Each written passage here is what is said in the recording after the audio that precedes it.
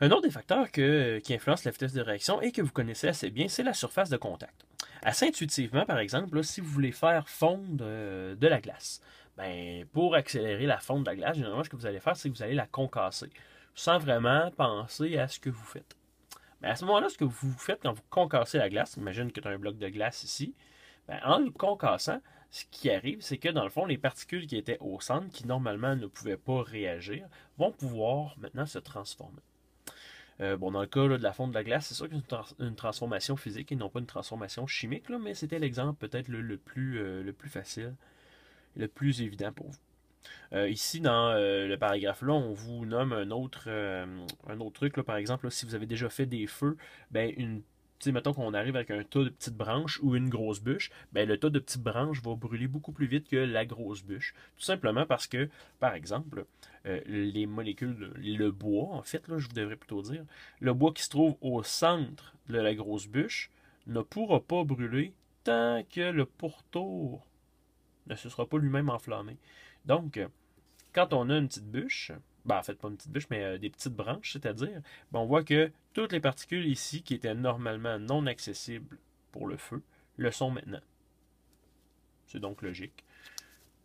Plus la surface de contact augmente, plus la vitesse de réaction augmente. On peut se l'écrire ici, là. Plus de surface. Boy. C'était surface.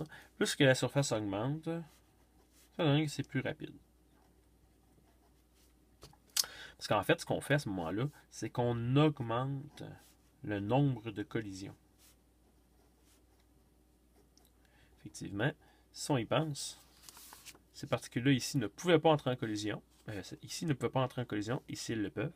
Donc, à ce moment-là, ce que ça nous dit, c'est que vu qu'on augmente le nombre de collisions, on avait un certain pourcentage de collisions qui étaient efficaces. Admettons qu'on invente un chiffre, là, mettons 10% des collisions étaient efficaces.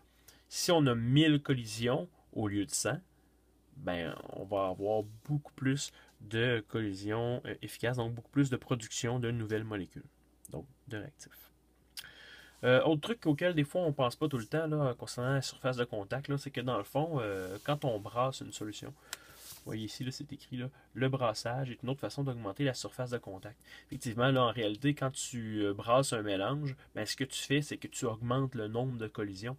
Tu répartis les collisions, tu répartis les molécules un peu mieux, ce qui fait que tu obtiens une solution beaucoup plus homogène. Donc, les particules peuvent entrer en contact plus facilement les unes avec les autres. C'est ce qui fait qu'on augmente la vitesse d'une réaction chimique. C'est tout.